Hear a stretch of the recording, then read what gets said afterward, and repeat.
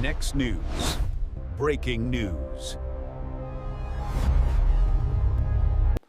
A sign in a New York terminal just said the quiet part out loud. This escalator has been turned off to assist in energy conservation.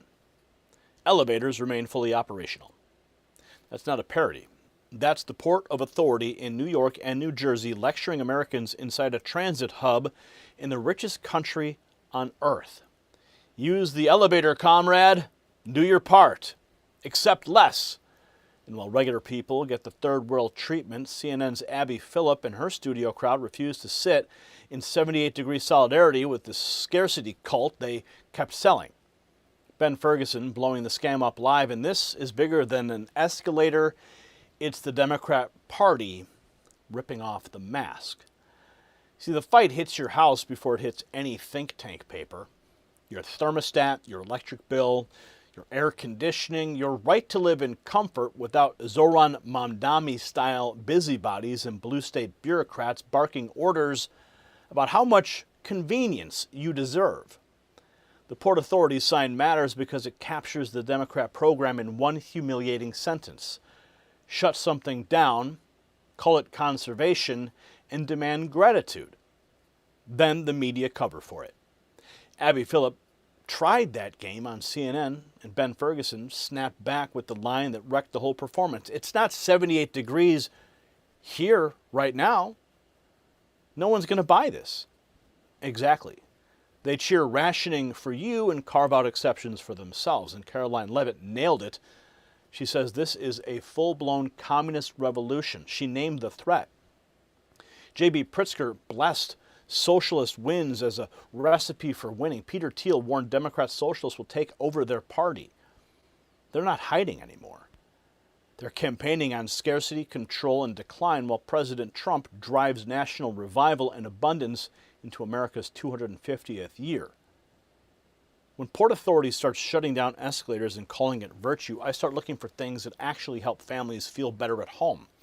I saw Joe Rogan and Mel Gibson talk about light-based therapies after serious health struggles and dramatic turnarounds. Gibson says the stuff works, and then Jonathan Otto introduced me to red light therapy, and it hit home. My wife battled constant discomfort and anxiety, then came real restful sleep, improved recovery, and better energy. The cellular level support matters. NASA-backed research helped drive this field. FDA-cleared devices use red and near-infrared wavelengths for deeper penetration to support circulation and reduce inflammation. At myredlight.com, they even offer PMF mats, full-body coverage, infrared heat, and at-home use as an alternative to paid sessions. Visit myredlight.com, use NNN25 for individual items or NNN30 for bundles. Reject managed decline. Now here's the part the Democrats and their media bodyguards can't laugh off. The same movement selling thermostat sermons and broken escalator obedience also connects to organized street chaos. FBI Co-Deputy Director Christopher Raya just put a federal marker on it. We found funding from nefarious sources. We have subjects identified. That lane changes the temperature very fast because it's not just campus cosplay or a New York mayoral fad. Trump's people are following the money behind violent interstate protest networks. And I'll show you the tweets. But keep the sentence in your head because the subjects have been identified. Escalators in New York are now being turned off to conserve energy. Welcome to the third world. Elevators remain fully operational.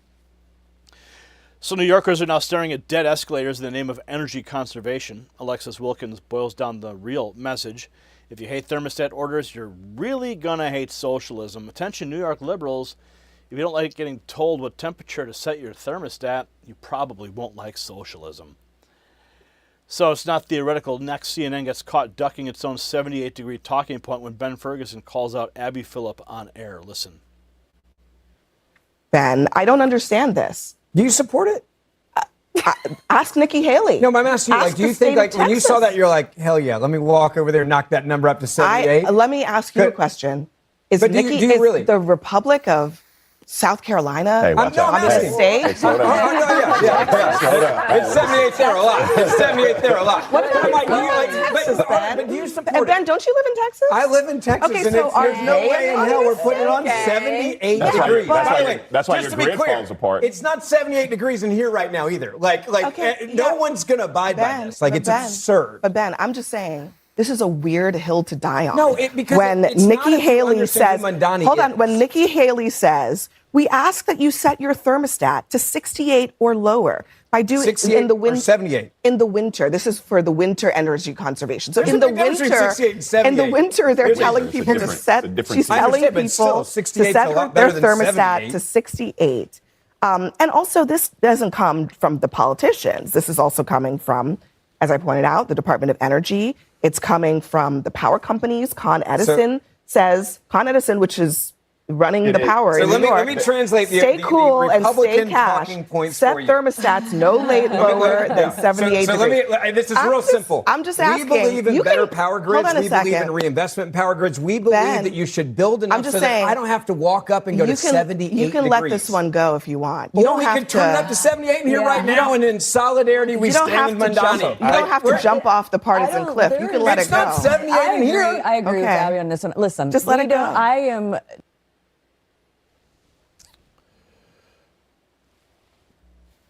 So even CNN won't live by the rules. Their side keeps pushing. Peter Thiel is warning liberals. Democrats, socialists aren't on the fringe. Billionaire Thiel stuns liberal crowd, warns Democrats, socialists will take over. He says the push is real, not some fever dream. Now the story turns to consequences, with the FBI saying it's tracking nefarious money behind violent interstate protests. The FBI tells Fox News Digital it's uncovered nefarious funding sources behind violent interstate protests, identified suspects, and begun building criminal cases with federal prosecutors.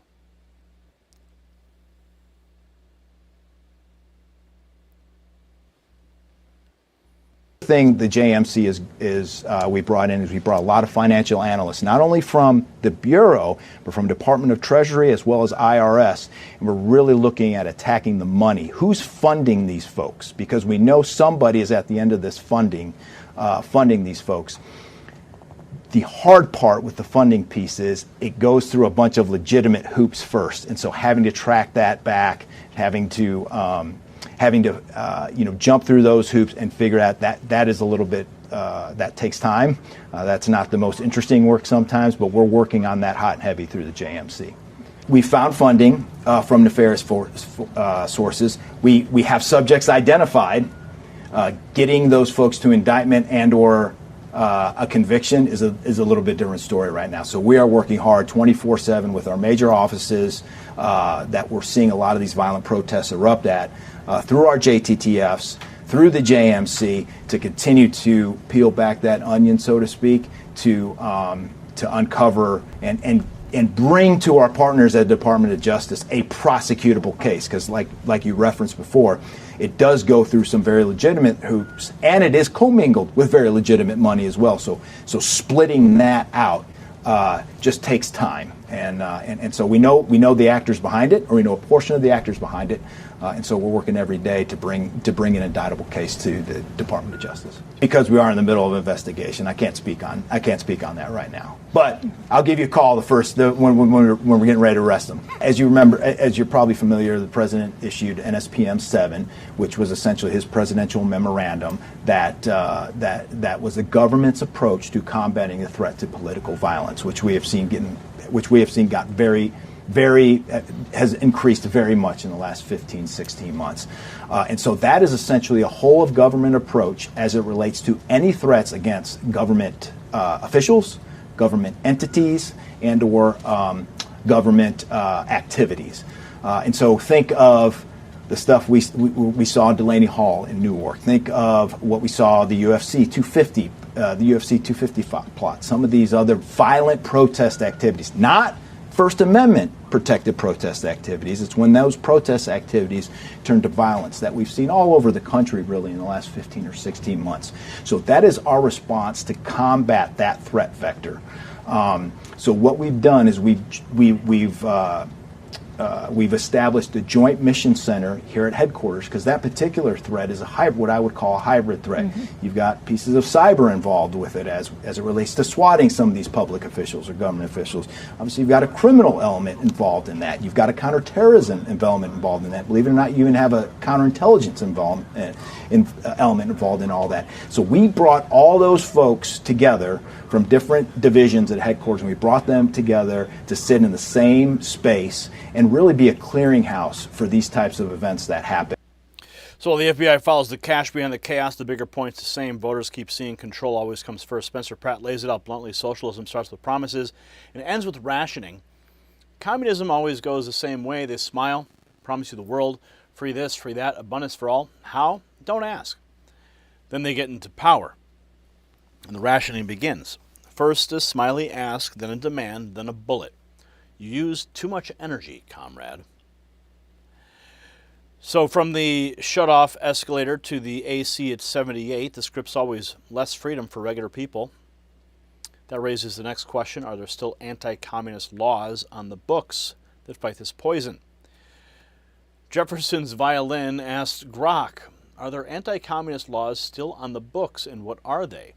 Theoretically, could the Trump DOJ use these laws to prosecute self-proclaimed communists and socialists? Well, Grok says yes, there are 2 federal laws with anti-communist roots that remain on the books. The Smith Act criminalizes knowingly advocating, teaching, or organizing for the violent overthrow of the U.S. government, up to 20 years in prison. And the Communist Control Act of 1954 declares the Communist Party an outlawed conspiracy to overthrow the government and subjects members to penalties under related internal security laws. So the law draws the line between radical belief and actual conduct, but at the White House, Caroline Leavitt says today's Democrats aren't flirting with communism, they're becoming it. What I imagine, I'd be watching videos like that, candidates running for the modern day Democrat Party. This is not your granddaddy's Democrat Party. This is not the Democrat Party of JFK. This is a full-blown communist revolution that is taking over Capitol Hill right here in Washington, D.C., just a few steps away from where we are sitting right now. The inmates are running the asylum. These are crazy people who are advocating against what I call the 3 Ps: prison, police, and private property. They don't want any of those things, and those are the ideals that founded this great country 250 years ago. But as President Trump says, communism is easy to sell. You just promise people free stuff. Until a few years, you're living in squalor with no free home, no free food. You're just sitting there with a whole bunch of communists looking around and saying, what the heck happened? So she says the inmates are running the asylum. Larry Elder takes the argument in a different direction with a blunt warning about who he says is really using Democrats. Quoting Gunther Eagleman, Democrats think they're using Muslims to usher in socialism. The truth is Muslims are using Democrats to usher in Islam. That's the cultural warning. Then comes the electoral one. Mary Miller spotlights J.B. Pritzker openly calling socialism the Democrats' formula for winning.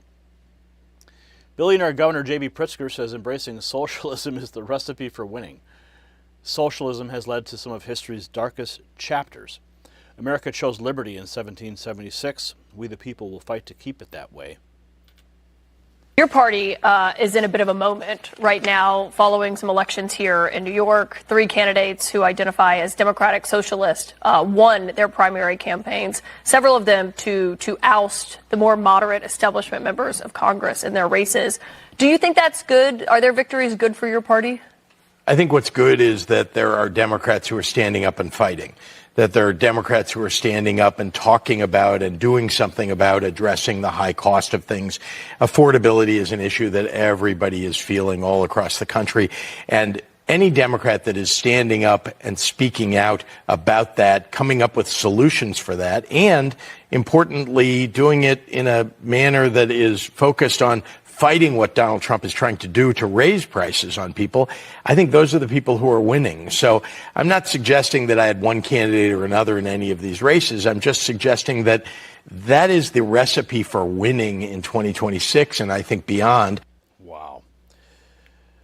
So once top Democrats start treating socialism like a campaign slogan, the street muscle gets bolder. Next, Minnesota defendants leaving court with communist fists in the air after pleading not guilty. The 15 radical terrorists from Minnesota left the courthouse making the communist fist gesture. They all pled not guilty.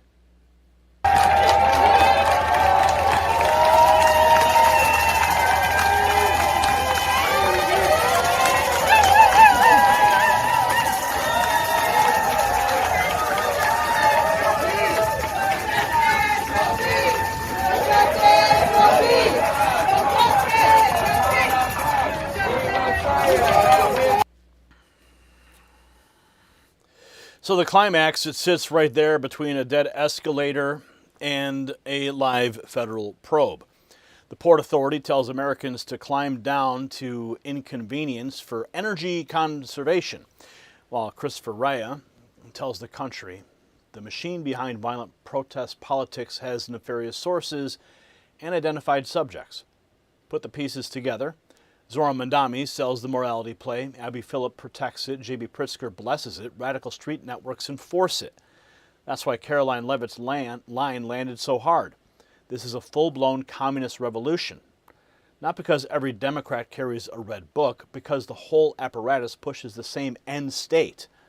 Less freedom, less property, less comfort, more control. The mask did not slip. The Democrat Party tore it off on purpose. See, Americans do not have to bow to the scarcity cult. President Trump proved the opposite path works. Restore order, unleash production, back police, defend private property, and hunt the moneymen funding chaos. That's where this goes next. Kash Patel's FBI and the Trump administration are not playing the old Biden-era game of watching cities burn and then holding a press conference. They're building cases. And Christopher Reyes said it plainly. We found funding from nefarious sources. We have suspects identified. Good. Indict them. Prosecute them. Name every shell group, every donor pipeline, every tax dodge, every street agitator who thought the country would never fight back. And for every viewer watching that Port Authority sign and wondering whether America has to live like this, the answer is no. So share this with one person who still thinks socialism means cheaper groceries. It means the escalator gets shut off and you get the lecture. So make sure you're in the loop. You're getting the latest news from me. And that's why I set up this telephone number for you, 844-840-4963. Thousands and thousands of patriots have texted the words raw feed, and they're getting notifications direct to their phone from me. And make sure you're celebrating America 250 with us by going to the merch shelf below this video or shop.nextnewsnetwork.com. The system controls information. Information control is power. They don't want you to see this. The truth only survives together. They don't want this shared. Share this now.